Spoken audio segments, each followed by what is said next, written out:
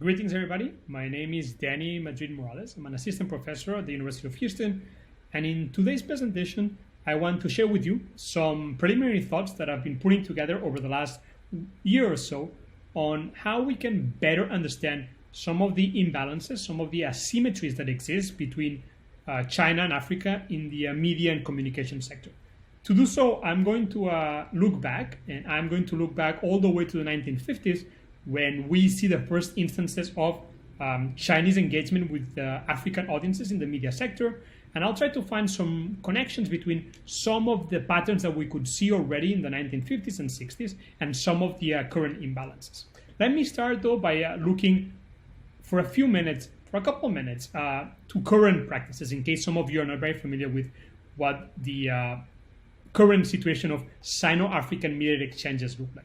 So as of today, there's probably 5 areas in which Chinese companies, whether it's state-owned or privately owned, engage with the African media sector. On the one hand, there's probably a significant amount of investment by companies such as Huawei or ZTE or some smaller other companies in the telecommunication sector in Africa. Important area of investment. The second dimension that's growing increasingly is the amount of African media professionals that travel to China, whether it's to universities or to smaller centers or shorter trips, to be trained. And they receive training. It might be technical training, it might be training in journalism or in other dimensions. Some get trained in Chinese culture. And that is an increasing area of engagement. Then there's both content distribution and content creation, whether it's by state-owned media such as Xinhua or CGTN, or whether it's a privately owned company like StarTimes. In case some of you are not familiar with StarTimes, StarTimes is one of the largest pay TV operators in the African continent, and they have been growing their presence across Africa. And finally, an area which has become very minimal and marginal is the direct investment by Chinese investors in African media companies. We saw that in South Africa back in 2013, but we haven't seen that growing that much. So in all these 5 areas, even though they're very different from each other, they all belong to the sector, to the telecommunications and media sectors. And all of them share one thing, which is there's an imbalance in the relationship. The investment or the side that comes from China towards Africa is very large, whether it's amount of content or it's amount of investment, but there's no such a reciprocal relationship where African companies have the same access to the Chinese market. So let me go into some of these imbalances and asymmetries, and I'll talk specifically about 4 of them. The first important asymmetry is the lack of openness by China in terms of the telecommunications sector. So this is a highly regulated market where foreign investors are not welcome.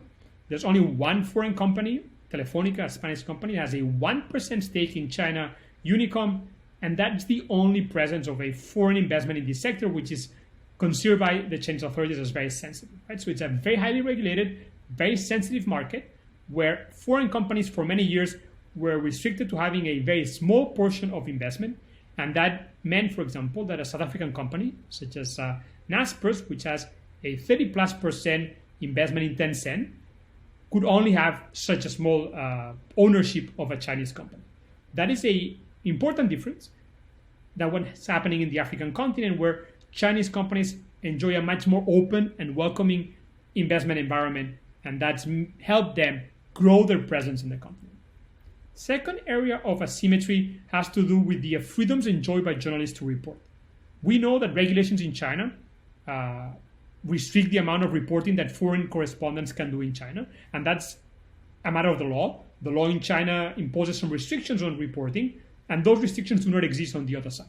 So those restrictions mean that for some foreign reporters, reporting in China is curtailed, while Chinese do not have the same problem in most parts of the world. We could argue that the US is becoming a hostile country for Chinese reporters, but in most parts of the world, Chinese journalists can report very freely wherever they go. And many of them do so enjoying or traveling with diplomatic passports, which gives them an extra level of protection. Second important thing is that there's no freedom for foreign media to operate in China. They require a very specific set of licenses, and some of them see their content restricted, which is not something that's happening the other way around, where CGTN or other distributors of content could show their content overseas without such limitations. Then there's also the fact that Chinese law is on the side of the authorities in the sense that some journalists that are not reporting as China would like them to report can get their visas revoked. And that's something that, aside from the US, no African country has ever done in recent years to any Chinese journalist. So that's one dimension of the problem. The other dimension of the problem is the fact that there's a very small number of African journalists reporting on a permanent basis in China. So that's the second type of asymmetry that we see today. The third one is the situation in the content market, where the Chinese content market is closed or very limited to foreign content, while the same cannot be said the other way around. So say, for example, that we wanted to see a Nigerian movie exported to China, or maybe 10 of them every year. That is not possible because there's quotas in how many movies can be imported into China. The same happens for the entertainment industry. That is a very different situation than what Chinese companies are enjoying these days, which is that they have an open market in many countries. And on top of that, because they are able to invest and create companies in local markets, they can also use those channels to distribute content produced by China. So that's clearly seen in this statistic from 2016, but if we looked at more recent data, we would see a very similar pattern, which is that for many African countries, importing content from China is a reality, but exporting content to China is non-existent. And that's both in the documentaries, the animation, and the drama sectors. The market is almost closed for African content producers. And finally, there's the idea of audiences. So one of the reasons why content might not be exported from Africa to China is the lack of audiences that might be willing to watch that content. But we don't really know because there hasn't been a systematic attempt to import content from African producers into China, and therefore we wouldn't know whether audiences will be receptive or not. On the other hand, we do see some quite loyal audiences of Chinese content in Africa and in other parts of the world. For example, we saw several dramas, several soap operas that were quite popular in East and Southern Africa that were produced in China. We also see that there's been some content that Netflix has acquired from iQIYI and from other producers that is being distributed globally, but not the same can be said the other way around. Like Netflix has no openness or free market to distribute its content in the Chinese context, and I will be talking about this in another presentation later today, which is some research we've done in terms of audiences, and in fact, audiences tend to be relatively small for most of the content that Chinese media export to Africa, but that doesn't mean that there's no hunger for some of this content. Now, that's an important asymmetry that cannot be overseen. And back in 2018, some African authorities, Nigeria, for example, complained that it was not easy for them to export content to China, to what Chinese authorities replied that they needed to have some patience because Chinese audiences need some time to adjust to African content. Now, it's been a few years now and we haven't seen any improvement, right? So it's been almost 10 years since this re-engagement of China with African media, and we haven't seen much of an improvement. Now, here's what I want to do for the next 5 minutes, which is bringing some historical perspective to why some of these patterns we see them today. And that comes amidst large number of research that has been done on China-African media relations, but most of this research has not looked into the historical perspective, despite the fact that for most parts of the Sino-African engagement, history plays a very big role, right? So, for example, there's 3 events, and here you have them, that have been used by Chinese scholars and by Chinese journalists to highlight the close relationship between African and Chinese audiences. Now, even though history plays a very important role in existing relationship between the two, between the continent and China, history has been absent in the study of media relations. So what I've done is I've gone back to the sources. So I've looked at several books and collections written in Chinese by journalists and by scholars that have been published in the last 10, 15 years. I've also looked at historical records at the National Archives in the United States, that is content that was created by the CIA and by USIA that was classified and has been recently declassified. I've also gone through archives that have records from the 1950s, 60s, and 70s. And unfortunately, I haven't been able to go into the archives of the Ministry of Foreign Affairs in China because that has been restricted for foreign researchers for some time. So this is the source of what I want to expose today. And here are the three ideas that I want to put forward. And some of them might be a bit controversial, and some of them haven't been fully developed, but this is what I wanted to share with you. The first thing is that historically, Chinese media in Africa have lacked African narratives.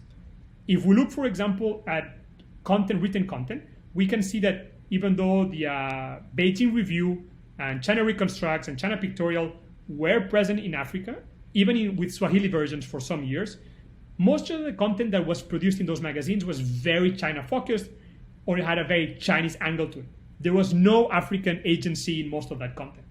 We also saw, for example, that for most of the 1950s and 60s, the main point of contact that African audiences had with China was through Maoist or communist publications. And again, there was a Chinese narrative, a Chinese perspective, but there was no African perspective. We saw that being pushed further when radio begins to arrive in the continent. That's when we saw the first French broadcast, then came Swahili, then came Hausa for West Africa. In all of those cases, content primarily was focused on trying to put forward China's narrative instead of Africans being able to tell their stories that might be close to what China wanted to tell, but they had no space for that. And here are some examples of, for example, what China Pictorial looked like back in 1974, where we do see some African content, but that content had a Chinese angle throughout. That also can be seen in China Reconstructs, which was a very popular magazine at the time. And here again, for example, we see some content that has to do with African development and African growth and African liberation, but that was told through the eyes of Chinese narrators.